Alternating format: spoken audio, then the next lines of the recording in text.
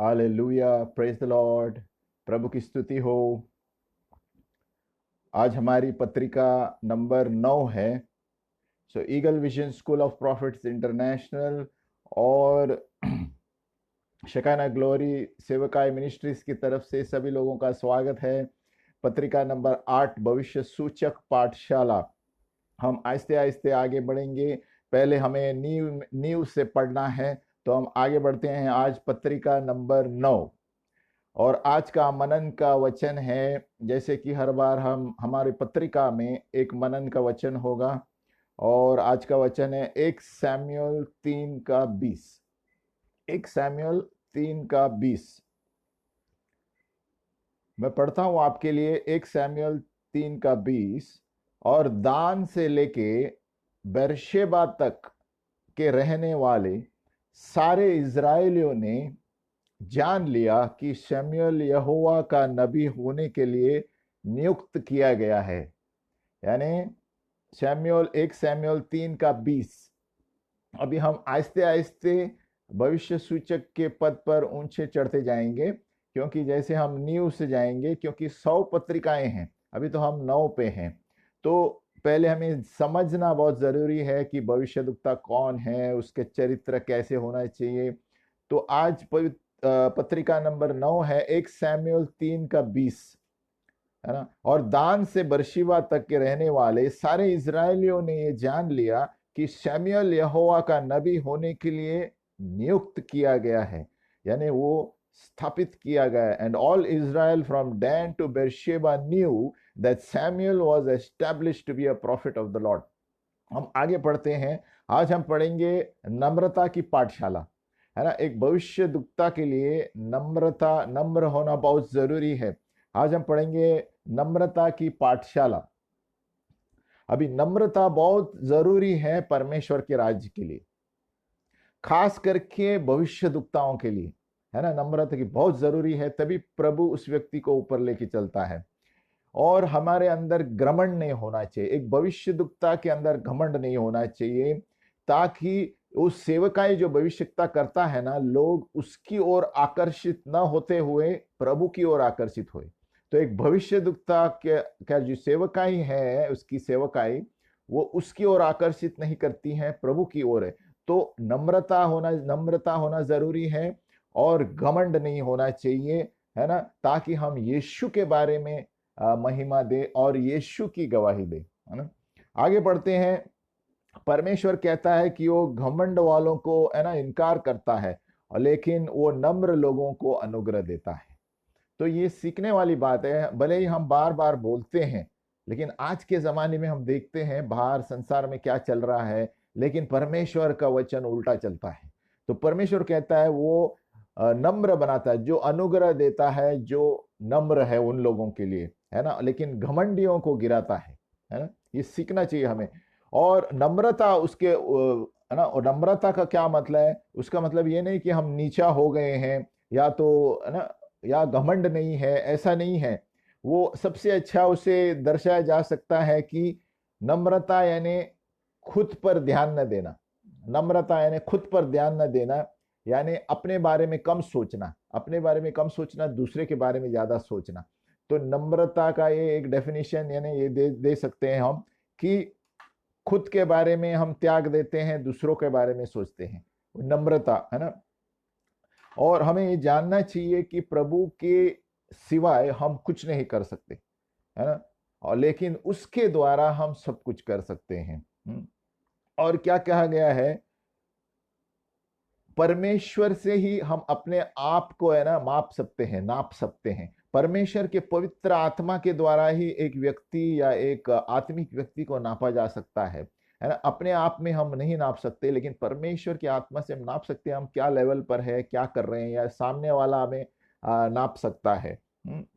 लेकिन इन सारी चीजों का लक्ष्य एक ही है कि एक भविष्यद्वक्ता पूर्ण भरोसा प्रभु पर रखेगा, अपने पर नहीं रखेगा। तो इसके वजह से नम्रता, घमंड का न होना बहुत जरूरी है एक भविष्यद्वक्ता के लिए, है ना। ये आम आदमी के लिए भी है जो बाकी के लोग कलीसिया में आते हैं, लेकिन भविष्यद्वक्ता के लिए बहुत जरूरी है, क्योंकि नहीं तो प्रभु उस व्यक्ति से आत्मिक कार्य कम करेगा, क्योंकि प्रभु को एक भविष्यद्वक्ता के द्वारा एक साफ हृदय चाहिए, साफ हृदय चाहिए। तो इसका लक्ष्य एक ही है कि वो एक भविष्यद्वक्ता हर वक्त पूरी 100% प्रभु पे निर्भर हो, 100% प्रभु पे निर्भर, ताकि वो परमेश्वर की इच्छा पूरी करे, है ना, वो आदर का पात्र बनकर चले, है ना, और ताकि सेवकाई में बहुत काम है परमेश्वर के। और वो परमेश्वर का दोस्त भी कहलाता है। जो एक सच्चा भविष्यद्वक्ता है, परमेश्वर का दोस्त है, नम्रता रहती है, घमंड नहीं रहता है, और हर वक्त वो अपनी उंगली प्रभु की ओर बताएगा, अपनी ओर नहीं, है ना। आजकल आप देखेंगे बहुत सारे भविष्यद्वक्ता है, दो मैं नाम नहीं लूंगा, लेकिन खुद की ओर आकर्षित करते हैं, है ना। उसमें प्रभु यीशु की महिमा नहीं होती, और प्रभु यीशु की महिमा नहीं होती, वचन का महिमा, वचन की महिमा नहीं है, वचन का कोई ये नहीं है। तो उससे पता चलता है कि भविष्यद्वक्ता अपनी ओर आकर्षित कर रहा है लोगों को, है ना। अब हम उदाहरण लेंगे, अभी यिर्मयाह था, अभी यिर्मयाह एक भविष्यद्वक्ता था, वो बहुत असुरक्षित था, है ना। उसका उदाहरण से पता चलता है प्रभु एक भविष्यद्वक्ता को किस तरह ऊपर लेके आता है इस जीवन में। यिर्मयाह बहुत असुरक्षित था। हम पढ़ेंगे उसका यिर्मयाह 1:6 में, तब मैंने कहा, हाय प्रभु यहोवा, देख मैं तो बोलना भी नहीं जानता, क्योंकि मैं लड़का ही हूं। और यिर्मयाह 15:10 कहता है, हे मेरी माता मुझ पर हाथ की, तूने मुझ ऐसे मनुष्य को उत्पन्न किया जो संसार भर से झगड़ा और वाद विवाद करने वाला ठहरा है ना। न तो मैंने ब्याज के लिए रुपए दिए और न किसी से उधार लिए हैं, तो भी लोग मुझे कोसते हैं। अभी यिर्मयाह का एक उदाहरण ले देखेंगे हम, तो उसे कोसा गया, है ना, उसे भड़काया गया, और उसका जीवन ऐसा था कि जवानी में ही प्रभु ने उसे चुना है, तो जवानी में उसे असुरक्षित महसूस करता था, क्योंकि सभी तरह से, है ना, लोग उसे चिढ़ाते थे, बहुत कुछ करते थे, है ना। और पुराने नियम का भविष्यद्वक्ता है, लेकिन परमेश्वर ने उसी को इस्तेमाल किया जहां पर अंधकार की शक्तियां चल रही थी इजराइल के समय, है ना। और ये जवान आदमी है सेवकाई की शुरुआत में, लेकिन ये प्रभु से कंप्लेंट कर रहा है, शिकायत कर रहा है, अरे प्रभु मैं तो बोलना भी नहीं जानता, मूसा ने भी ऐसे ही किया था, मैं बोलना भी नहीं जानता, लेकिन प्रभु ने चुना है। बहुत से वक्त हमारे अंदर ऐसे होता है, प्रभु ने हमें चुना है, लेकिन कभी कुछ कोई बोलते हैं तो अरे नहीं ये मैं नहीं कर सकता, ऐसे नहीं पहले आ जाता है। लेकिन परमेश्वर ने हमें चुना है, इसलिए जब कोई कुछ बोलता है तुरंत कुछ भी हो, लेकिन प्रभु में प्रार्थना करनी चाहिए, प्रभु वहीं से अपने आगे बढ़ाता है ना। कभी कोई कुछ बोलेगा तो नहीं नहीं ये मैंने अगली बार करूंगा, अगली बार करूंगी, ऐसे नहीं बोलना। कभी कुछ बोलेगा, ब्रदर प्रार्थना करो, करे, जो भी मुंह में आता है करो, तभी प्रभु आपको आगे लेगा। हालेलुया। लेकिन अभी अब देखते हैं यिर्मयाह ने बहुत सारा डर था उसके अंदर, असुरक्षित था, है ना, और उसके दुत्कारा गया सेवकाई में, है ना, यिर्मयाह का, है ना, क्योंकि उसका काल ही ऐसा था, इजरायली लोग पाप में थे, तो हर वक्त हर जगह से उसको कोसते गए लोग। और सभी भविष्यद्वक्ता में आप बाइबल में देखेंगे यिर्मयाह, है ना, बहुत ही एकदम नाजुक था, है ना, मन में नाजुक था, कोई भी कुछ बोलता था तो वो अंदर लेता था, ये क्या हो रहा है प्रभु, ये क्या हो रहा है मेरे जीवन में, है ना। लेकिन परमेश्वर ने कहा कि मैं तुम्हारे साथ रहूंगा। लेकिन कैसे वो आगे बढ़ा एक भविष्यद्वक्ता होने के नाते, यिर्मयाह को क्या क्या चीजों का सामना करना पड़ा, है ना। देखो यिर्मयाह को दुत्कारा गया, है ना, उसके परिवारों ने उसे दुत्कारा, दोस्तों ने उसे त्यागा, है ना, उनको जेल में डाला गया, है ना, एक दफे उन्हें जेल में डाला गया, और एक दफे दलदल में डाला गया, है ना, मत मत जो मिट्टी होती है, गीली मिट्टी अंदर, है ना। और वो उसे बुलाया गया कि ऐसे शब्द राजाओं के सामने जो कोई बोल नहीं सकते, है ना, और ऐसे उसे इस्तेमाल किया गया, है ना, और उसे बहुत सारी चीजों का सामना करना पड़ा, और उसका भय, लेकिन वो भय के लिए सामना करना पड़ा, ताकि वो परमेश्वर के लिए बहुत असरदार भविष्यद्वक्ता बने। तो उसको भय को निकालने के बहुत कुछ करना पड़ा, है ना। उसके अंदर भी भय था, सबके अंदर कुछ ना कुछ भय रहता है। तो परमेश्वर क्या बताना चाहता है, पिता परमेश्वर की, मैं तेरे साथ हूं। तो ये यिर्मयाह को हर तरह से लफड़े ही लफड़े थे, मुंबई भाषा में हम कहेंगे तो, राजा दुत्कारता था, परिवार उसे त्यागा, उसके दोस्तों ने त्यागा, उसे जेल में डाला गया। क्यों? क्योंकि वो परमेश्वर का शब्द है वैसा बोल देता था, है ना, राजा के सामने भी बोल देता था बिना डर के, है ना। लेकिन अंदर एक डर था, क्योंकि वो नया भविष्यद्वक्ता था। लेकिन हम देखेंगे कि हमारी कमजोरियों के द्वारा प्रभु हमारे सामर्थ कैसा बनता है है ना, क्योंकि 2 कोरिन्थियों 12:9 में हम देखेंगे कि प्रभु कहता है हमारी कमजोरियों में प्रभु यीशु की ताकत सिद्ध होती है ना, नए नियम में। 2 कोरिन्थियों 12:9 कहता है, और उसने मुझसे कहा मेरा अनुग्रह तेरे लिए बहुत है, क्योंकि मेरी सामर्थ निर्बलता में सिद्ध होती है ना, मेरी सामर्थ निर्बलता में सिद्ध होती है, इसलिए मैं बड़े आनंद से अपनी निर्बलताओं पर घमंड करूंगा। पौलुस कहता है कि मसीह की सामर्थ मुझ पर छाया करती है। तो नए नियम में, पुराने नियम में भविष्यद्वक्ता का सामर्थ ना पवित्र आत्मा ऊपर से आता था। जब परमेश्वर किसी घटना या समस्या के वक्त उसे बोलना था तो परमेश्वर की आत्मा उतरती थी आग की तरफ। लेकिन नए नियम में आग हमारे अंदर है, भविष्यद्वक्ता अंदर है, हम पवित्र आत्मा के द्वारा भविष्यवाणी करते हैं। हमारे अंदर है ना, हम इंट्यूशन बोलते हैं बहुत से, लेकिन ये भविष्य सूचक सेवकाई है ना। नए नियम में पवित्र आत्मा अंदर है तो अंदर हमें आभास होता है, एहसास होता है प्रभु मुझसे ये कह रहा है आत्मा में, और हम बोलते हैं। तो या क्या दिया है पौलुस ने कि मैं जब कमजोर हूं तब प्रभु की अनुग्रह मेरे लिए काफी है। तो हमारे बहुत खुशी की बात है इन दिनों में जब हम भविष्यवाणी करते हैं तो प्रभु का अनुग्रह हमारे लिए काफी है, हमें डरना नहीं है, हमें बोलना चाहिए जो प्रभु बोलता है हमसे, है ना। और क्या कहता है 2 कोरिन्थियों 12:9, और प्रभु ने मुझसे कहा मेरा अनुग्रह तेरे लिए बहुत है, क्योंकि मेरी सामर्थ निर्बलता में सिद्ध होती है ना। एक विश्वासी के लिए वो खुशी की बात है कि जब हमें लगता है अरे मैं कुछ नहीं कर सकता, उस वक्त प्रभु रहता है हमारे साथ। उस वक्त डबल डबल कहता है ना, बहुगुणित अभिषेक रहता है हमारे साथ, है ना। पहले हम सोचते थे कि अरे हम कमजोर है, लेकिन परमेश्वर, पिता परमेश्वर, बाइबल में देखेंगे कमजोर व्यक्ति को ही ऊपर लेकर आता है ना। पहले मैं बहुत सालों पहले मैं 3 लोगों के सामने, है ना, लोगों के सामने बात करना शर्म था, लेकिन और उसी पात्र को प्रभु ने इस्तेमाल किया है मंच पे खड़ा रह के बात करने के लिए। देखो प्रभु ऐसा ही लोगों को इस्तेमाल करता है ताकि वो लोग दूसरे को सलाह दे सकते हैं कि मैं भी ऐसा था, मैं भी ऐसी थी, लेकिन परमेश्वर के आत्मा ने मुझे भयभीत, है ना, निडर कर दिया, है ना। तो यिर्मयाह के साथ ऐसे ही हुआ था। लेकिन 2 चीजें हैं, यिर्मयाह के पास 2 भय थे, दो तरह के डर थे होने के लिए शुरुआत में ना। एक तो यानी खोने का डर था उसको, फियर ऑफ लॉस। नंबर 2 अस्वीकार, त्यागने का डर था, है ना। सभी लोग उसे धुतकारते थे, अरे ये क्या बोल रहा है, ये क्यों बोल रहा है, ये क्या बोल रहा है। हर एक व्यक्ति, परिवार, दोस्त, सब लोग उसे त्यागते थे। तो उसको ये 2 डर थे, एक खोने का डर, फियर ऑफ लॉस। नंबर 2 अस्वीकार करने का डर। अब ये भविष्यद्वक्ता जो प्रभु ने चुना है, तो हम में से ऐसे होंगे, तो इसलिए हमें सीखना है इससे। तो पहले लेंगे खोने का डर, फियर ऑफ लॉस।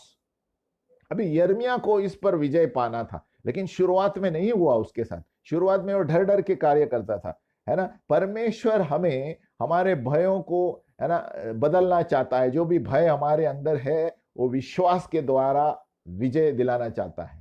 तो क्यों? क्योंकि हम अभी नए नियम में हैं। यिर्मयाह का मैं उदाहरण ले रहा हूं, लेकिन अब नए नियम में हमें डरने की बात नहीं है, क्योंकि हम विश्वास के साथ अनुग्रह से चलते हैं। जब हम विश्वास से एक कदम बढ़ाते हैं ना, परमेश्वर के दूत और परमेश्वर का सामर्थ हमें लेकर चलता है।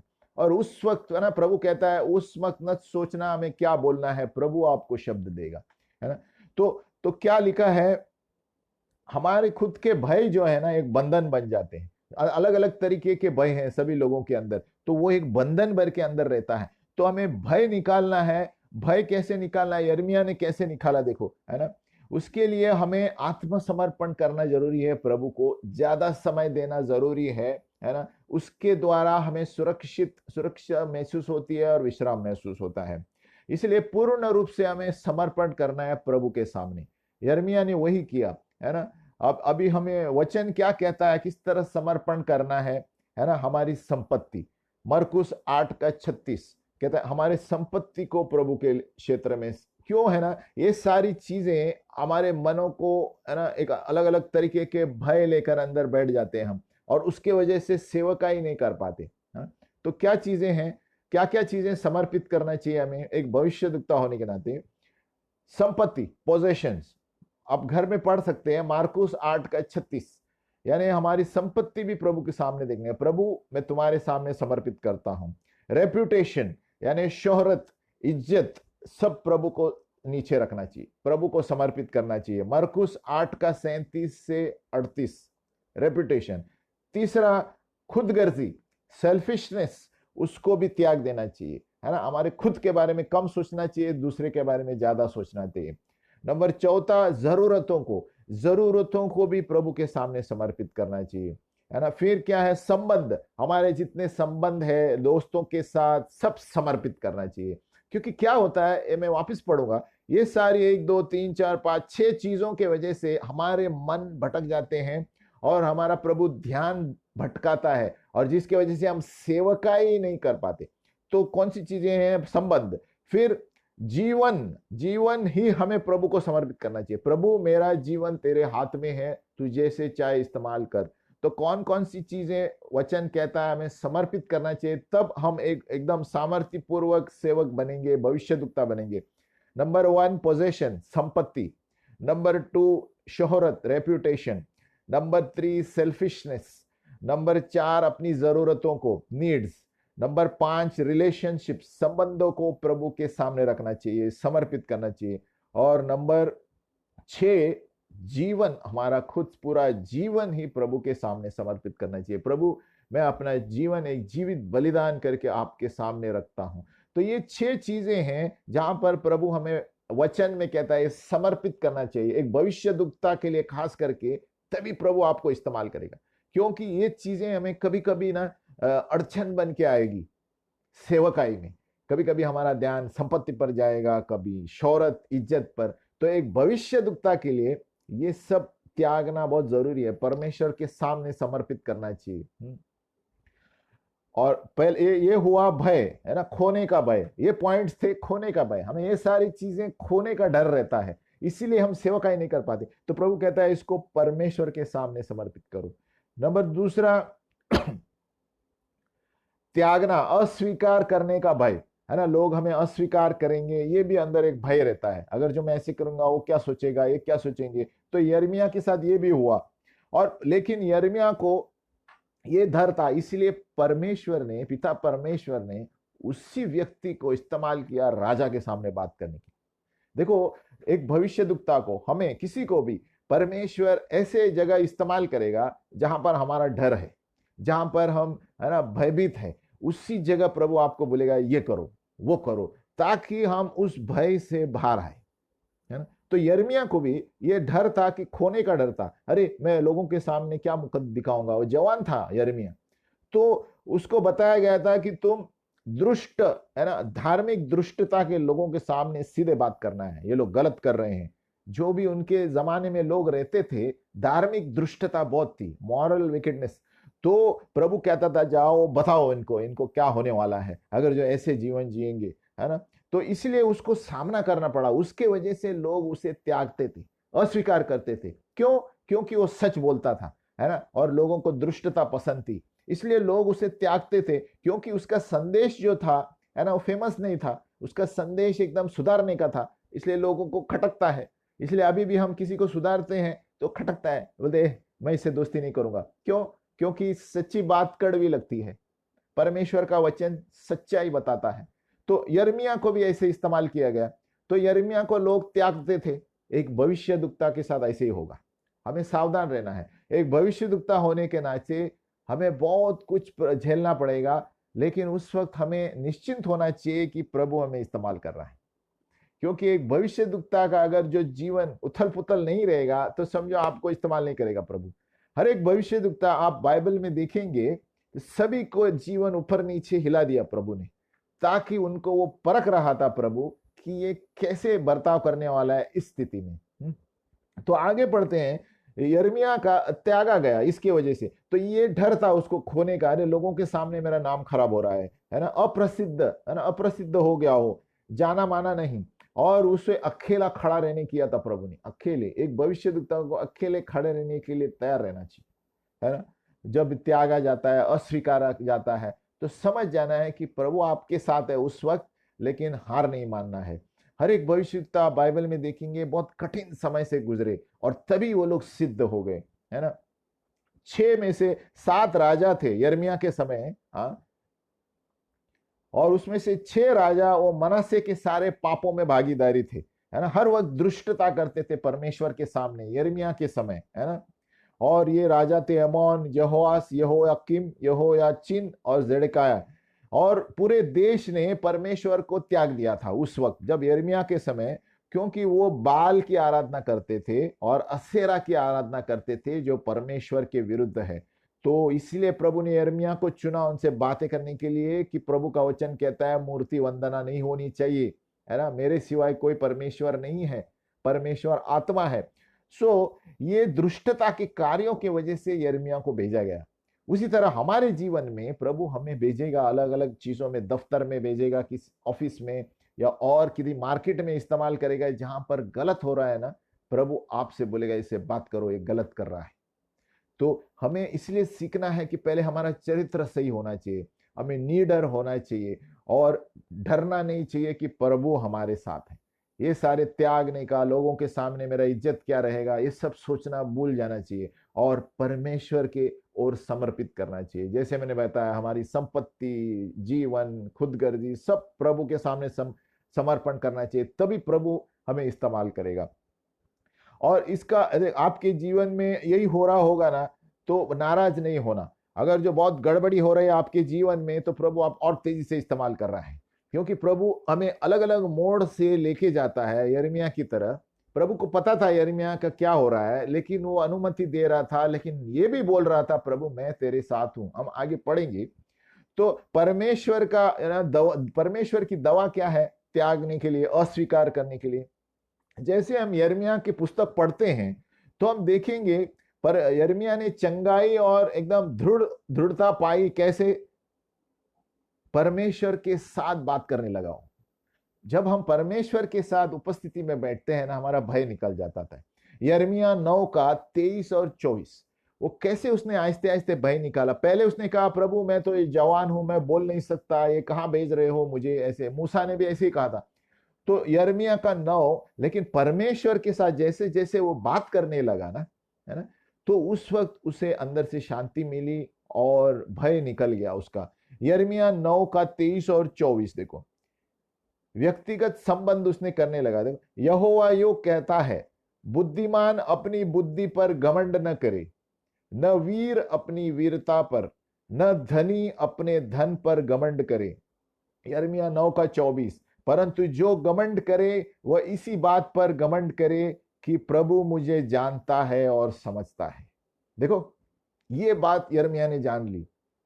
और आगे है कि मैं ही वह यहोवा हूं जो पृथ्वी पर करुणा, न्याय और धर्म के काम करता हूं, है ना, क्योंकि मैं इन्हीं बातों से प्रसन्न रहता हूं। यिर्मयाह इन वचनों के द्वारा डर, भय निकल गया उसका। क्या कहता है? यहोवा यो कहता है बुद्धिमान अपनी बुद्धि पर घमंड न करे, न वीर अपनी वीरता पर, धनी अपने धन पर घमंड न करे, लेकिन जो घमंड करे वह इस बात की घमंड करे कि मैं प्रभु को जानता हूं, वो मेरा यहोवा है। तो वो यिर्मयाह ने जान लिया, है ना, इसलिए उसका भय निकाल लिया, उसने परमेश्वर से स्वीकार किया। अभी 29 का 11 से 14 यिर्मयाह में, है ना, परमेश्वर से उसने जो भी परमेश्वर बात कर रहा था समर्पित कर दिया। उसने परमेश्वर की उपस्थिति में बैठना शुरू किया और तभी उसका भय निकल गया। 29 का 11 प्रभु ने क्या कहा? क्योंकि यहोवा की यह वाणी है कि जो कल्पनाएं मैं तुम्हारे विषय करता हूं उन्हें मैं जानता हूं, वे हानि के लिए नहीं वरन कुशल के लिए है, और अंत में तुम्हारी आशा पूरी करूंगा। तो ये सारे वचन प्रभु, है ना, यिर्मयाह से कहने लगा, बातचीत करने लगा। तब एक भविष्यद्वक्ता होने आते वो परमेश्वर के नजीक नजीक आने लगा, है ना। क्या कहता है 29:11, है ना, क्योंकि यहोवा की जो कल्पनाएं मैं तुम्हारे बारे में करता हूं हानि के लिए नहीं, वो तुम्हारी, क्या कहता है, कुशल के लिए है ना। हमसे भी प्रभु यही कहता है कि जो भी हमारे जीवन में हो रहा है वो हानि के लिए नहीं, प्रभु अनुमति दे रहा है। इन सब में हमें एक करना है, परमेश्वर की उपस्थिति में बैठना है और उसको समर्पित करना है। जैसे मैंने बताया, संपत्ति समर्पित, संबंधों को समर्पित, हमारे जीवन को समर्पित। कुछ भी लफड़ा चलता होगा, है ना, प्रभु कहता है समर्पित करो। यूहन्ना ने वो जान लिया, तभी प्रभु ने कहा अगर जो कोई घमंड करता है, पैसों का घमंड मत करो, वीरता पर घमंड मत करो, बुद्धि पर घमंड मत करो, लेकिन इस पर घमंड करो कि मेरा यहोवा जीवित है, पिता परमेश्वर जीवित है, यीशु मसीह मुझे सामर्थ देता है। इस पर घमंड करेंगे तो प्रभु कार्य करता है। तो यिर्मयाह 15 का 19 में वो अपनी आइडेंटिटी, अपनी पहचान, है ना, वो जान गया। जब परमेश्वर से बातें करने लगा ना, वो अपनी पहचान जानने लगा कि अरे प्रभु मेरे साथ है, मैं तो एक याजक हूं, मैं एक भविष्यद्वक्ता हूं, कौन मेरा बिगाड़ सकता है ना। उसको पता चला जब कि अरे परमेश्वर मेरी हानि के लिए नहीं, खुशी के लिए, कुशल के लिए मेरे आगे बढ़ा रहा है। तो वो बहुत विजय पाया उसने और आगे बढ़ना शुरू किया और राजाओं के सामने बोलना शुरू किया बिना डर के। तो आप देखेंगे जब भी उसे कुछ भी हुआ, लेकिन कब प्रभु ने बचाया हर वक्त। तो हमें भी इससे सीख मिलती है कि कोई भी चीज में भयभीत नहीं होना, प्रभु को समर्पित करना। प्रभु कहता है अगर जो तुम्हें घमंड करना है, घमंड करोगे, प्रभु तू मेरे साथ है, तेरे स्वर्गदूत मेरे साथ है, ये मेरे लिए काफी है। आगे बढ़ते हैं कि यिर्मयाह को अपनी पहचान, उसकी आइडेंटिटी पता चला कि वो प्रभु में कौन है। जब हम जानते हैं कि प्रभु में हम कौन है, प्रभु ने हमें चुना है, तो हमें किसी चीज की आवश्यकता नहीं, क्योंकि प्रभु हमारे साथ है। तो यिर्मयाह 1:4-5, जब यिर्मयाह ने जान लिया कि प्रभु को मेरे जीवन के लिए कोई कार्य है, मकसद है मेरे जीवन में, देखो क्या लिखता है, गर्भ में रचने से पहले मैंने तुम्हें चित्त लगाया है और उत्पन्न होने से पहले मैंने तुझे अभिषेक किया है। मैंने तुझे जातियां का भविष्यद्वक्ता ठहराया है। इनमें से हमारे अंदर भी यही है भविष्यवाणी, लेकिन हम इसमें चूकते क्यों हैं? क्योंकि हम कहीं ना कहीं संसार में डगमगा जाते हैं। हमारा भी बुलावा है, लेकिन हम गिर क्यों जाते हैं? इसी के वजह से, क्योंकि हम कहीं ना कहीं संसार से समझौता कर रहे हैं। तो इसीलिए प्रभु को, यिर्मयाह को प्रभु ने कहा, गर्भ से पहले मैं जानता हूं, गर्भ में रचने से पहले मैं तुम्हें जानता हूं और मैंने तुम्हें अभिषेक किया है। देखो हम सभी, और हमें और कितना आनंद होना चाहिए जब यीशु मसीह में हम हैं। वो तो यिर्मयाह पुराने नियम में था, जब पवित्र आत्मा अंदर नहीं था। अभी यीशु मसीह में अंदर है आत्मा, तो हमें और कितना निडर होना चाहिए, है ना। कहता है मैंने तुझे जातियों पर भविष्यद्वक्ता ठहराया है, जातियों पर, है ना। तो ये जानने के बाद यिर्मयाह आनंदित हुआ अंदर से कि परमेश्वर मेरे साथ है, परमेश्वर का हाथ मेरे साथ है। और यिर्मयाह 1:12, तब यहोवा ने मुझसे कहा, तुझे ठीक दिखाई पड़ता है, क्योंकि मैं अपने वचन को पूरा करने के लिए जागरूक हूं। यानी उस जानने लगा यिर्मयाह, प्रभु मुझसे जो बोलता है वो करके ही रहेगा, इसलिए मेरे द्वारा वो बातें कर रहा है। तो कहता है जो मैंने वचन दिया है वो पूरा करने के लिए जागरूक हूं। प्रभु कहता है जो मैं अपने मुंह से वचन, आपके मुंह से वचन जाएगा, कभी ये मत सोचो वो खाली जाने वाला है, वो कहीं ना कहीं फल लेकर आएगा। प्रभु का वचन क्या कहता है? क्योंकि मैं अपने वचन को पूरा करने के लिए जागरूक हूं, यानी मेरा ध्यान आपने जो कहा है उस पर है, वो हो जाएगा। हमें सिर्फ इतना करना है जो प्रभु हमें बोलने के लिए करता है, हमें मुंह खोल के बोलना है। कहां पर अन्याय दिखता है मुंह खोलना है, कहां पर सही, है ना, गंदे काम हो रहे हैं, हमें बोलना है। और प्रभु हमें बुद्धि देगा किस तरह बोलना है। यिर्मयाह निडर होके बोलने लगा, क्योंकि वो जवान था, फिर भी उन्होंने प्रभु में अपना, है ना, अपना सामर्थ्य पाया और वो जान गया कि प्रभु मेरे साथ है और प्रभु मुझे बचाता है हर वक्त। तो प्रभु भी निडर होके बोलने लगा। तभी, है ना, यिर्मयाह से प्रभु ने पहले उसे धैर्य दिया कि देखो मैं तुम्हारे साथ हूं, 1:12, कि तुम जो बोलोगे वो वचन मैं पूरा करके रहूंगा, आप देखोगे अपनी आंखों से। और यिर्मयाह ये भी जानने लगा कि है ना, वो रक्षक है, परमेश्वर मेरा रक्षक है, मनुष्य क्या कर सकता है। यिर्मयाह ये भी जानने लगा। अब वचन पढ़ेंगे, यिर्मयाह 1, है ना, 1:8, तू उनके मुख को देखकर मत डर। प्रभु यिर्मयाह से बोल रहा है, तू उनको चेहरे के देख को मत चल, है ना, क्योंकि तुझे छुड़ाने के लिए मैं तेरे साथ हूं, यहोवा की यह वाणी है। उसी तरह प्रभु हमसे बोलता है, तू मत डर, क्या बोलना है, कैसे बोलना है, तुम खाली आगे एक कदम लो, वहां पर शब्द मैं दूंगा, सामने क्या बात करना है मैं दूंगा। तो इस तरह कितनी बार मेरे साथ भी हुआ है प्रभु के अनुग्रह से। कभी कभी हम नहीं जानते हम वहां जाके क्या बोलना है, लेकिन प्रभु बोलता है जाओ। लेकिन उस वक्त जब हम जाते हैं, उस वक्त तुरंत प्रभु हमें आत्मा में वचन देता है, है ना। और हम सोचते भी नहीं, कल्पना भी नहीं कर सकते कि अरे मैंने इसके बारे में सोचा भी नहीं, ये मुंह से आया मेरा। तो हम जब प्रभु पे विश्वास रख के बढ़ेंगे ना, तो प्रभु उस वक्त वचन देगा। आपको चिंता करने की जरूरत नहीं, हमें सिर्फ तैयार रहना है। प्रभु क्या देखता है? हमारी काबिलियत देखता है। प्रभु क्या देखता है? कि हम तैयार है क्या नहीं, बस। अगर जो हम प्रभु के लिए तैयार है ना, बाकी का काम वो करेगा। हमें सिर्फ आगे बढ़ना है तैयारी से, और बाकी शब्द भी वो देगा, और एक्शन क्या करना है वो देगा। आपको सिर्फ आगे बढ़ना है। प्रभु कहता है एक कदम आप आगे बढ़ेंगे, मैं 10 कदम आगे बढ़ूंगा, क्योंकि परमेश्वर के स्वर्गदूत हमारे साथ है, पिता परमेश्वर के स्वर्गदूत। तो यिर्मयाह जो एक डरपोक था, प्रभु ने उसे एकदम निडर बना दिया, क्योंकि वो जवान था ना, उसे कुछ पता नहीं। लेकिन प्रभु ने कहा मैं जवानी से तुझे गर्भ से पहले चुना हूं। तो हम में से प्रभु ने पहले से ही चुना है हमें, है ना। हम कभी कभी बोलने के लिए डरते हैं, तो हमें यिर्मयाह की तरह हमारी सारी चीजों को प्रभु में समर्पित करना चाहिए। अगर जो संपत्ति है उसका डर है, लोगों से त्यागने का डर है, अरे लोग क्या कहेंगे, प्रभु के सामने समर्पित करो, और जो प्रभु बोलता है वो करो। प्रभु का वचन कभी छूकेगा नहीं। प्रभु कहता है ना, मेरे वचन को मैं पूरा करके ही रहूंगा, यिर्मयाह को बोलता है। और नए नियम में हम नए नियम के संत है ना। परमेश्वर ने बहुत सारी दवाइयां दी है हमें बिना डर के आगे बढ़ने के लिए। और वो क्या है कि परमेश्वर प्रभु यीशु मसीह का क्रूस और अनुग्रह, उसके वजह से हमारे सारे डर, सारे श्राप, सारे चिंता गायब हो गए हैं। लेकिन यिर्मयाह के समय नहीं था। यिर्मयाह पूर्ण रूप से प्रभु की ओर समर्पित था। तो सोचो हमें और कितना निडर होना चाहिए, क्योंकि प्रभु यीशु के क्रूस के वजह से हमारे अंदर के सारे डर, सारी चीजें निकल गई है, प्रभु ने क्रूस पर ले ली है। तो जब हम उसको समर्पित करते हैं, तो प्रभु हमें भविष्य दुखता होने के नाते एक नया सामर्थ देता है, जो यिर्मयाह से भी तेज है। और आजकल के भविष्य दुखता आप देखेंगे यिर्मयाह से 10 गुना आगे बढ़ते हैं। क्यों? क्योंकि यिर्मयाह का जो सामर्थ था, पवित्र आत्मा उस वक्त ऊपर से आता था, अंदर नहीं था। पुराने नियम में पवित्र आत्मा लोगों के अंदर नहीं रहता था, क्योंकि यीशु मसीह जीवित होने के बाद ही आया है। तो पवित्र आत्मा अभी क्या है? अभी हमारे अंदर है। तो अभी जो भविष्यवाणी आती है, प्रभु ज्यादा हमें है ना सेवकाई में इस्तेमाल करता है, क्योंकि विश्वास और अनुग्रह से हम बात कर सकते हैं, क्योंकि पवित्र आत्मा हमारे अंदर है। और पवित्र आत्मा जब अंदर है, तो बहुत सारी चीजें प्रभु हमें बताएगा।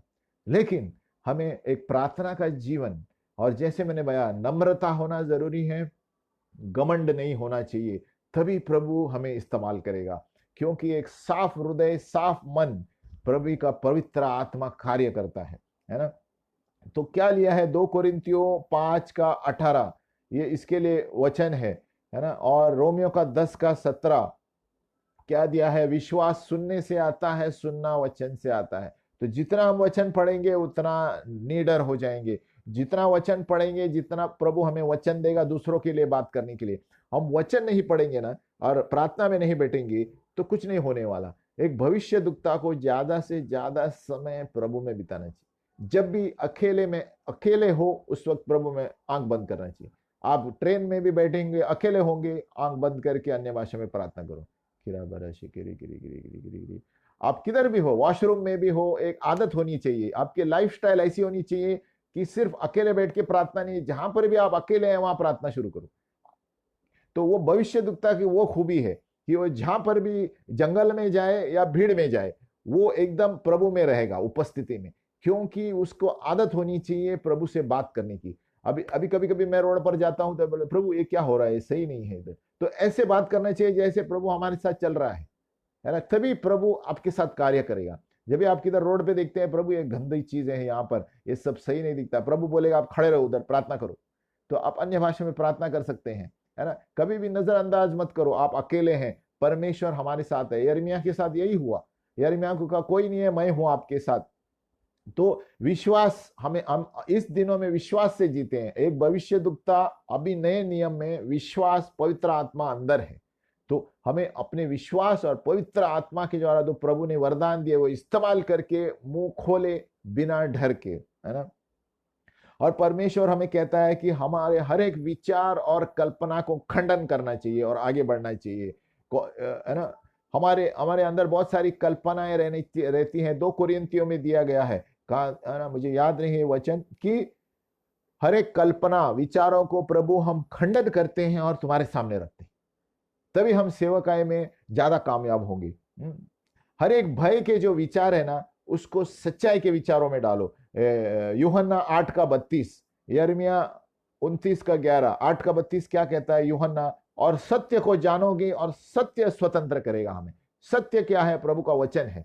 तो अगर जितना हम वचन में गूंजते रहेंगे, उतना प्रभु आपको निडर करेगा और विश्राम देगा और सारा भय निकालेगा, और उतना प्रभु आपको शब्द भी देगा दूसरा बोलने के लिए। क्योंकि देखो, हमारे हमारे शब्द किसी को बदल नहीं सकते, सिर्फ प्रभु का वचन ही दूसरों को बदल सकता है।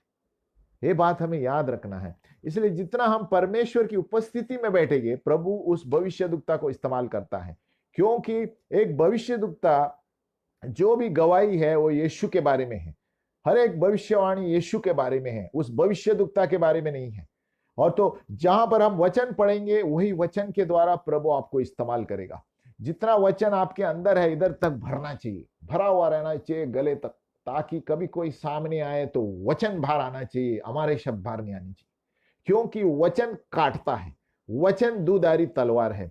तो वचन, यिर्मयाह ने वचन बोला प्रभु का, तभी राजाओं को खटकता था क्योंकि वो सही नहीं करते थे, तभी लोगों को खटकता था क्योंकि वो सही बोलता था, प्रभु के वचन बोलता था। तो हम जब प्रभु का वचन मुंह से बोलते हैं, तो एक मुंह से तलवार जाती है और वो खटकता है लोगों को, और वही वचन उनके हृदय में कार्य करेगा कि मैं यहाँ गलत कर रहा हूँ, गलत कर रही हूँ। वो वचन ही उनको प्रभु के पास लेकर आएगा। एक भविष्यद्वक्ता का काम है वचन बोलना, वचन, क्योंकि वचन ही उसकी गवाही है जो यीशु मसीह है। क्यों? अगर जो वो अपने अपने ओर सभी आकर्षित करेगा, तो वो क्या होगा? सभी लोग उसको ही मूर्त बनाएंगे।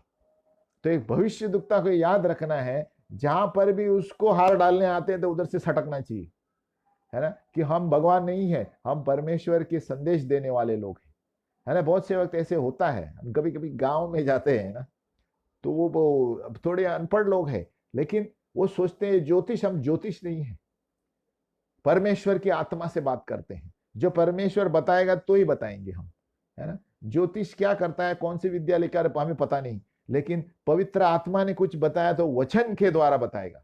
क्योंकि वचन तलवार है, वो गूदे गूदे और आर पार, हड्डी हड्डी, नस नस को आर पार करता है, जो कोई डॉक्टर भी नहीं कर सकता और कोई व्यक्ति नहीं कर सकता। इसलिए जब हम वचन बोलते हैं ना, तो लोगों के अंदर तीर की तरह घुसता है, और वो वचन आप नहीं होंगे, आप उसको बहुत साल के बाद मिलेंगे, लेकिन वो वचन, एक वचन काफी है उस आदमी को बदलने के लिए।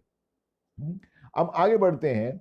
हमारे इसका क्या कह रहा था मैं, कि हमारे अंदर भय नहीं होना चाहिए। भय निकलता है जब परमेश्वर का प्रेम हमारे अंदर होता है। 1 यूहन्ना 4, है ना, प्रेम में भय नहीं होता, वरन सिद्ध प्रेम भय को दूर कर देता है, क्योंकि भय से कष्ट होता है, और जो भय करता है वह प्रेम में सिद्ध नहीं हुआ है। अब ये प्रेम कैसे आएगा? वचन पढ़ने से। क्योंकि हम नए नियम में हैं, हम पुराने नियम में नहीं है। यिर्मयाह के वक्त सारा डर ही डर था, क्योंकि उस वक्त प्रभु एकदम व्यवस्था में चलता था, है ना। कुछ नहीं किया तो मारो, कुछ ने आना, कुछ गलत किया तो भविष्यद्वक्ता तो पत्थर मार के मारते थे, गलत हुआ तो। लेकिन नए नियम में ऐसा नहीं है। नए नियम में एक भविष्यद्वक्ता, मैंने पहले बताया, एक व्यक्ति के अंदर, उसके अंदर जो सोना छुपा है वो बाहर निकालता है, ताकि वो अच्छा जीवन जिए। नए नियम में कोई डांटता नहीं है, डांटता है तो सुधार के लिए डांटता है, ताकि वो व्यक्ति जो संसार में गुंदा हुआ है, उसको संसार से बाहर निकालकर प्रभु के पास ले आए। नए नियम का भविष्यद्वक्ता का वो काम है। गाड़ी नंबर बोलना और ये बोलना नहीं है। गाड़ी नंबर कभी बोलने से कोई आदमी बदलता नहीं है। बहुत से भविष्यद्वक्ता मार्केट में हैं, जैसे मार्केट में घूम रहे हैं, बोलते हैं तुम्हारा गाड़ी नंबर ये है, तुम्हारा ये हुआ है। उससे हम क्या करने वाले? सच्ची भविष्यद्वक्ता की पहचान यह है कि वो पश्चाताप सिखाता है, वचन सिखाता है, या प्रभु की महिमा करता है। वही सच्चा भविष्यद्वक्ता है। और प्रभु ने बताया तो बताएगा आपके बारे में, किसके बारे में भी, है ना। तो जब परमेश्वर हमारे साथ है, जितना हम वचन पढ़ेंगे, परमेश्वर अंदर से बात करेगा। और सामने कोई व्यक्ति खड़ा रहेगा ना, उसके चेहरे पर प्रभु आपको बताएगा इसका चेहरे के द्वारा इसका चरित्र क्या है। क्यों? क्योंकि आप रोज वचन पढ़ते हैं। तो एक भविष्यद्वक्ता की खूबी वो है, अब जब आप डेली वचन पढ़ेंगे ना, ये एक आईना है, ये आत्मा है। जब ये अंदर जाता है, हम अंदर जाते लेते रहते हैं, परमेश्वर की उपस्थिति जाती है। जब परमेश्वर की उपस्थिति पुस्तक से अंदर जाती है तो हम तुरंत ही लोगों का चरित्र जान सकते हैं।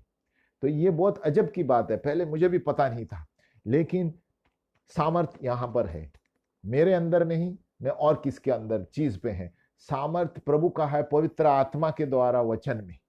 तो जितना हम वचन पढ़ेंगे हम उतने तेज भविष्यद्वक्ता बनेंगे, क्योंकि एक सच्चा भविष्यद्वक्ता वचन के अनुसार वचन से ही बताएगा कि क्या करना है और आपके बारे में प्रभु क्या कहता है। हम आगे बढ़ेंगे। तो यिर्मयाह भी एक डरपोक था, लेकिन प्रभु ने उसे धैर्य बनाया वचन के द्वारा। जब प्रभु का वचन वो सुनता गया ना, तो उसका निडर की आत्मा आ गई और वो बिंदास राजाओं के सामने बोलता था, है ना। आज भी अगर जो हम देखेंगे कोई डर जाएंगे, ऐसे बोलता था, ऐसे ऐसे बोलता था, वो सीधे जाके बोलता था। लेकिन अभी नए नियम में प्रभु ने, जैसे हमने कहा ना, जो प्रेम करता है भय की आत्मा नहीं है उसमें। तो प्रभु ने हमें बुद्धि दी है प्रेम से बोलने के लिए भी, है ना। यूहन्ना 4:18, प्रेम में भय नहीं होता, वरन सिद्ध प्रेम भय को दूर करता है। तो अभी नए नियम के भविष्यद्वक्ता हमें प्रेम से सुधार भी देना है, तो प्रेम से देना है, क्योंकि प्रभु के लिए वो आत्मा बहुत महत्वपूर्ण है, कीमती है। प्रभु को उस आत्मा को बचाना है नरक में जाने से। तो इसीलिए प्रभु अभी भविष्यद्वक्ताओं को ऐसे इस्तेमाल करता है कि उस आदमी के अंदर जो खोई हुई चीज नीचे दब गई है उसको बाहर निकाले। सबके अंदर एक सोना है, जैसे मैंने बताया, भविष्यद्वक्ता नए नियम में क्या करता है, उस सोने को, उस आदमी को बाहर निकालता है। और वो सोना नीचे क्यों दबा है? क्योंकि वो संसार में डूबा हुआ है, इतना तो सारी अच्छी चीजें नीचे दबी हुई हैं। तो भविष्यद्वक्ता क्या करता है, उसको बताता है कि अरे तुम अपना समय गलत जगह समय बिता रहे हो, आप इस सोने को बाहर निकालो तो प्रभु आपको इस्तेमाल करेगा।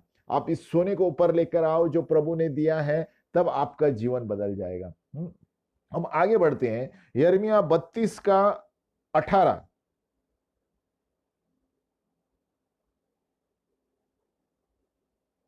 तो यिर्मयाह को सामर्थ कहां से मिला? देखो, प्रभु यहोवा तूने बड़े सामर्थ और बढ़ाई हुई भुजा से आकाश और पृथ्वी को बनाया है, तेरे लिए कोई काम कठिन नहीं है। यिर्मयाह 32:18, तू हजारों पर करुणा करता रहता है, परंतु पूर्वजों के अधर्म का बदला उनके बाद उनके वश के लोगों को भी देता है। ये महान और पराक्रमी परमेश्वर, जिसका नाम सेनाओं का यहोवा है। 19, तू बड़ी युक्ति करने वाला और सामर्थ के काम करने वाला है। तेरी दृष्टि में मनुष्यों के सारे चाल चलन पर लगी रहती है, और तू हर एक को उसके चाल चलन और कर्म का फल भुगताता है। तो यिर्मयाह आगे बढ़ते बढ़ते जान गया कि परमेश्वर क्या करता है। तो परमेश्वर के वचन के अनुसार वो कार्य करनी शुरू किया। वो कहता है, प्रभु तू महान है, तू लोगों को अपने चाल चलन के अनुसार उनका इनाम देता है ना। ऐसे सब बातें करना शुरू करता है। पहले शुरू में बहुत डरपोक था, मतलब प्रभु मैं बोलना भी नहीं आता, लेकिन बाद में वो जैसे प्रभु के साथ बात करता है और प्रभु के उपस्थिति में बैठता है, तो परमेश्वर उसको, है ना, निडर बनाता है। तो बाद में वो बोलता है, देखो ऐसे ऐसे वचन, प्रभु तू सृष्टि का मालिक है, तू सब जानता है। तो यानी वो बिंदास हो गया कि प्रभु तू मेरे साथ है, जो आदमी काम करेगा उसके चाल चलन के अनुसार उसे मिलेगा, है ना। और जब यिर्मयाह उसके जीवन का अंत आया, देखो, ते परमेश्वर ने उसको मजबूत बनाया, है ना, और ऐसे शब्द दिया, बार बार उसे सांत्वना दिया, है ना। उन्होंने एक उदाहरण दिया, क्योंकि उन्हें पता चला कि परमेश्वर में रहने का मतलब क्या है, परमेश्वर के गुप्त स्थान में।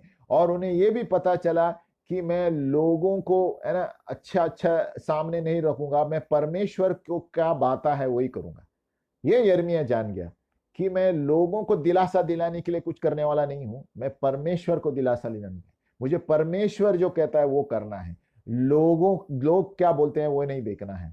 तो वो यिर्मयाह जान गया ना, तब वो बिंदास होने लगा कि मैं प्रभु के वचन क्या बोलता है वही करूंगा, लोग क्या बोलते हैं वो नहीं करूंगा। हमारे जीवन में इस वक्त हम देखते हैं बहुत से लोग लोगों से डरते हैं, अरे वो क्या कहेगा, ये क्या कहेगा। लेकिन प्रभु कहता है मैं क्या करता हूं, उसके बारे में क्या करते हो तुम। तो एक भविष्यद्वक्ता क्या करता है, वचन बोलता रहता है। जब वचन बोलेगा ना, तो आदमी का सुधार होता है। अपने शब्दों से आदमी का सुधार नहीं होता। हम क्योंकि वचन आत्मा है और तलवार है, ये याद रखना है। तो एक भविष्यद्वक्ता के लिए निडर कभी होते हैं जब हम रोज वचन पढ़ते हैं, क्योंकि ये आईना है। पौलुस कहता है ये आईना है और हमें महिमा से महिमा ऊपर लेके जाता है ना। पवित्र शास्त्र में यानी बाइबल में है ना कोई डिग्री नहीं है ना। हमारे समाज में डिग्री होगी, एमबीबीएस है, लॉयर है, ये है वो है, और एक समय में अंत हो जाता है।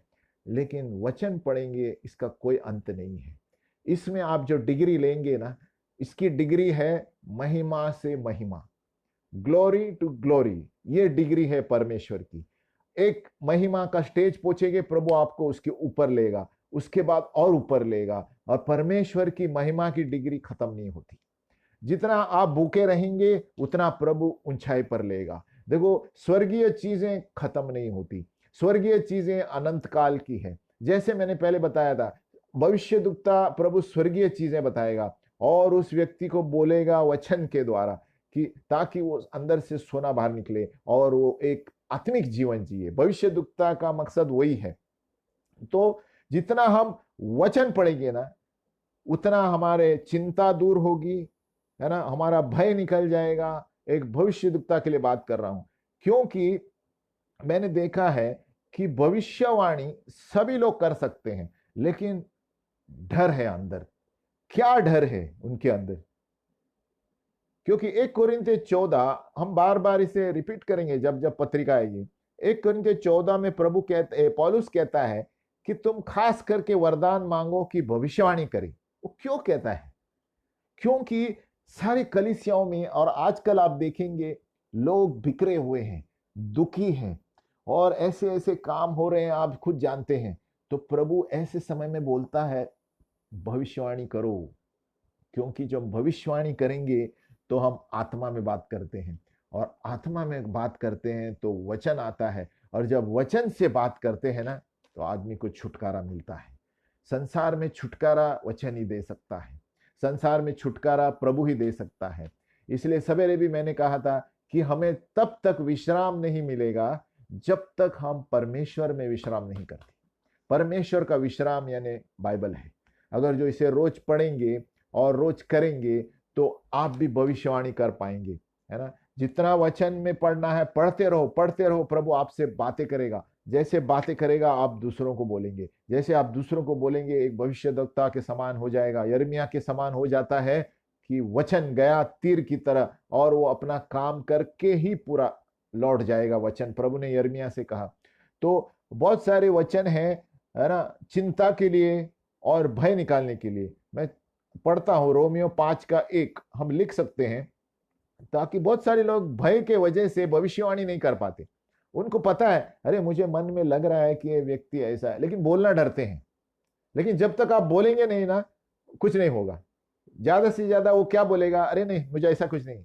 ठीक है, आप उससे ही सीख जाएंगे, है ना। हमें अनुभव याद रखना है, हमें अनुभव गलतियां करने से ही मिलता है। जब तक हम आगे नहीं बढ़ेंगे ना, कुछ नहीं होंगी, ना गलतियां होंगी, ना हम कुछ सीखेंगे। इसीलिए गलती होने का डर मत करो। प्रभु पौलुस कहता है खास करके मैं मांगता हूं कि सभी लोग भविष्यवाणी करें। तो प्रभु आपके मन में डालेगा ही डालेगा। कलीसिया में कोई है, मार्केट में आप जाते हो भाजी वाला, कि प्रभु आपसे ये कह रहा है, आप बोलो, प्रभु मुंह खोल के बोलो। प्रभु फिर आपके द्वारा जो वचन आएगा ना, वो वचन उसको शांति देगा।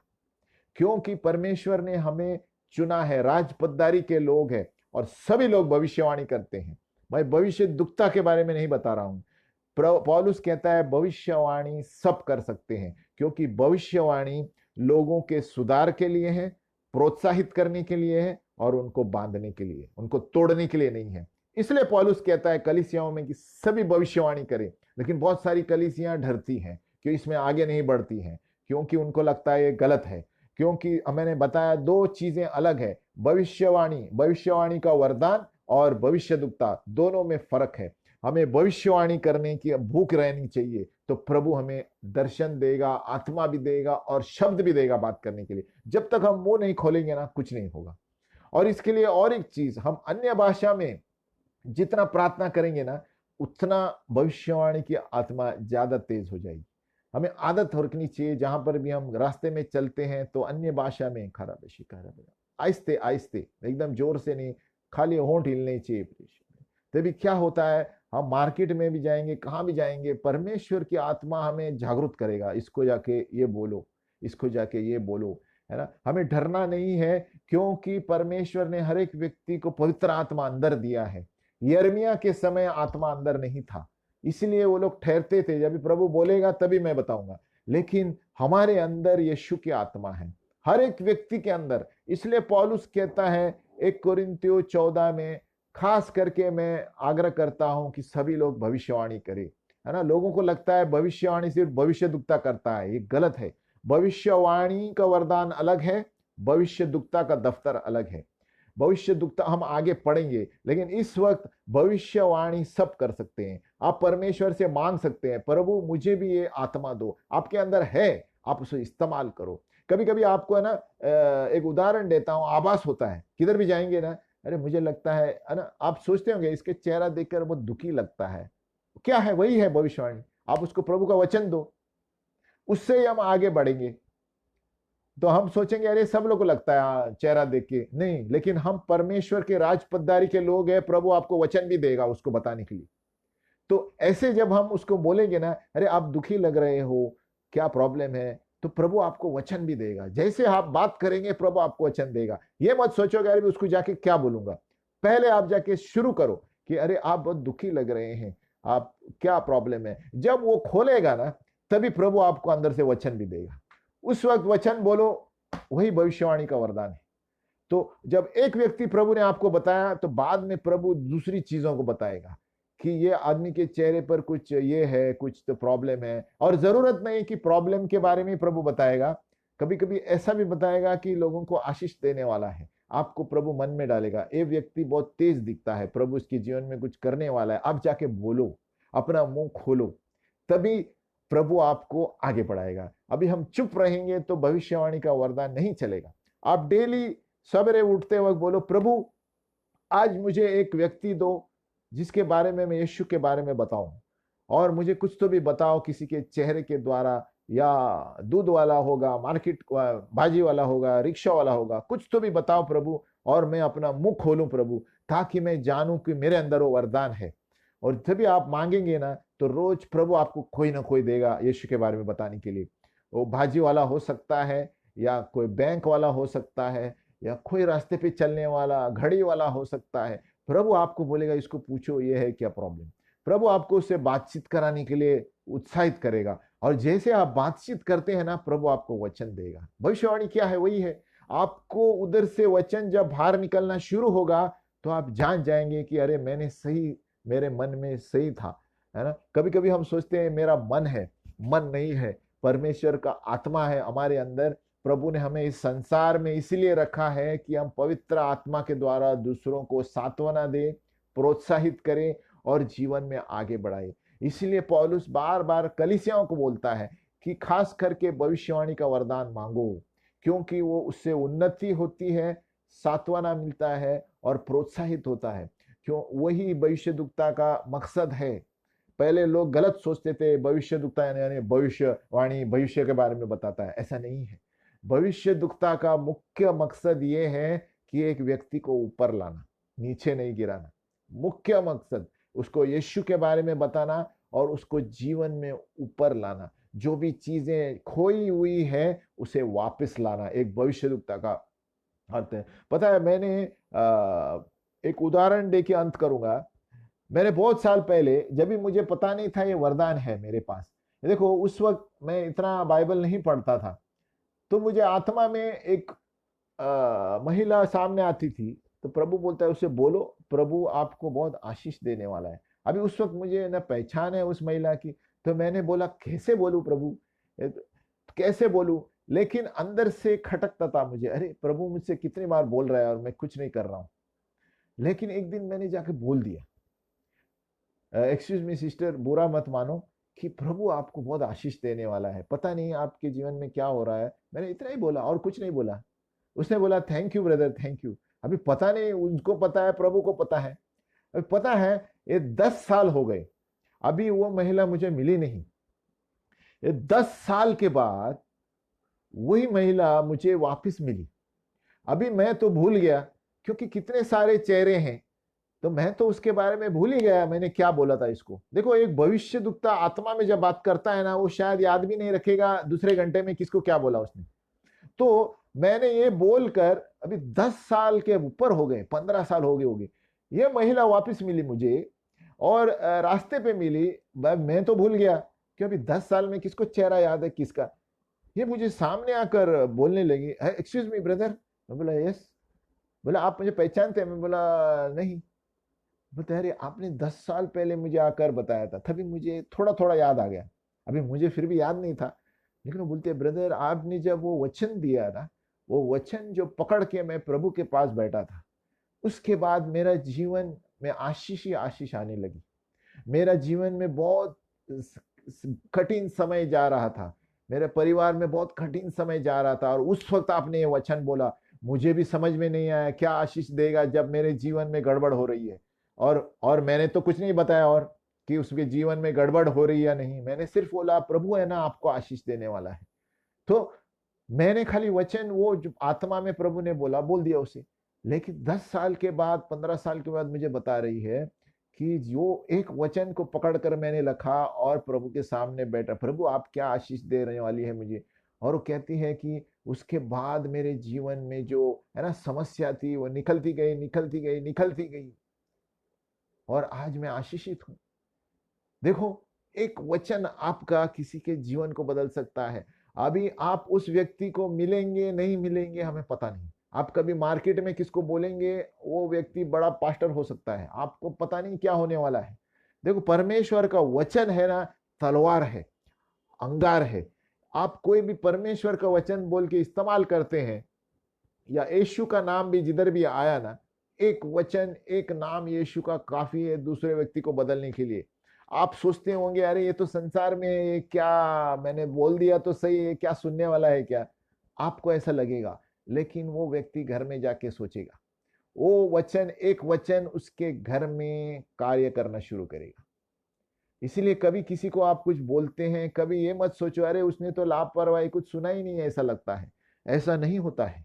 आपको लगा होगा वो नहीं सुना, लेकिन वो घर में जाके बैठेगा शांत से, अरे इसने ऐसे क्यों बोला, अरे इसने ऐसे क्यों बोला। वो घर में जाके सोचेगा। ऐसे बहुत सारे किस्से हैं, अभी एक ही उदाहरण दिया मैंने। इसलिए मेरा मेरा मेरा ये है कि आपको उत्तेजित करना चाहता हूं कि हम भविष्यवाणी का वरदान मांगे कलीसिया में, तो प्रभु आपको कुछ ना कुछ जरूर बताएगा। और रोज सवेरे उठते समय अपने आप पर भविष्यवाणी करो, प्रभु मुझे आज क्या करना है सब चीजें बताओ, और आप डायरी लेकर बैठ जाओ। तो और शाम को आप देखेंगे वो जो भी दिए गई चीजें आपने कर ली, वो भी एक भविष्यवाणी है। तो उसी तरह आप शुरू होंगे। नहीं तो आप बोलो प्रभु आज मैं मार्केट जा रहा हूँ, जा रही हूँ, मुझे बताओ किसी को कोई वचन आने दो किसी के बारे में, चेहरे को देखकर, या दुखी है आत्मा में, दूध वाला, रिक्शा वाला, एक वचन दो प्रभु एक व्यक्ति के लिए। जैसे आप ऐसे प्रार्थना करेंगे ना कोई प्रभु आपको देगा, और उस तरह आप भविष्यवाणी के वरदान में आगे बढ़ेंगे। और जैसे जैसे आप बोलते जाएंगे लोगों को ना, प्रभु आपको उस स्टेज से ऊंचाई पर लेके जाएगा। फिर आपको प्रभु दर्शन देना शुरू करेगा व्यक्तियों के बारे में। जैसे दर्शन देंगे प्रभु, तो आप और तेज हो जाएंगे आत्मा में। इसलिए आप भविष्यवाणी का वरदान मांगो। 1 कोरिन्थियों 14 पढ़ो घर में, कि प्रभु मुझे भी ये चाहिए, मुझे भी लोगों को सुधारना है। क्या सुधारना है? कि उनकी आत्मा नरक में न जाए। प्रभु चाहता है कि किसकी आत्मा इन दिनों में जहां पर लोग सारे दुखी हैं, ये बहुत जरूरी है कि लोगों को हम प्रोत्साहित करें और ऊपर लेके आए, ताकि लोग जाने कि एक जीवित परमेश्वर है जो मुझे प्रेम करता है, और मैं क्यों घुमा फिरा हूं, सताया हुआ लगता हूं, डर डर के जी रहा हूं। तो हम प्रार्थना करेंगे, हे पिता परमेश्वर, हम धन्यवाद देते हैं प्रभु कि तूने हमें सिखाया है प्रभु, आपने हमें सिखाया है प्रभु वचन के द्वारा, कि डरो मत कि मैं तुम्हारे साथ हूं। कितनी बार वचन में आपने दिया है प्रभु, डरो मत मैं तुम्हारे साथ हूं, डरो मत मैं तुम्हारे साथ हूं। तूने पतरस से कहा, योशुआ से कहा, डरो मत मैं तुम्हारे साथ हूं। प्रभु जब आप हमारे साथ है, तो कौन हमारे विरुद्ध हो सकता है प्रभु। हे पिता परमेश्वर, हम इस वक्त प्रभु भविष्यवाणी का वरदान मांगते हैं प्रभु। जो जिसके पास है उसे और दिया जाएगा, और जिसके पास नहीं है और वो इस्तेमाल नहीं करेगा, वो जो है वो भी लिया जाएगा। प्रभु हम प्रार्थना करते हैं, मेरे पास ये वरदान है, मुझे और दो प्रभु, मुझे और चाहिए प्रभु, आपके आत्मिक चीजों में और चाहिए प्रभु। प्रभु हमें वचन पढ़ने के द्वारा और सिखा प्रभु, क्योंकि आपके वचन के द्वारा ही भविष्यवाणी की आत्मा आगे बढ़ती है और यीशु का नाम आगे बढ़ता है। प्रभु जो भी मैं बातें करूंगा दूसरों के लिए, भविष्यवाणी का वरदान मुझे दो प्रभु, कि मैं लोगों को आत्मविश्वास दिलाऊं कि जीवन में प्रभु यीशु मसीह जीवित है और वो हमारे लिए बहुत कुछ करने वाला है। प्रभु हमें वरदान दो प्रभु, ताकि हम दूसरों को प्रोत्साहित करें, दूसरों को बांधे, दूसरों के अंदर जो छिपा हुआ धन है उसको बाहर निकाले प्रभु।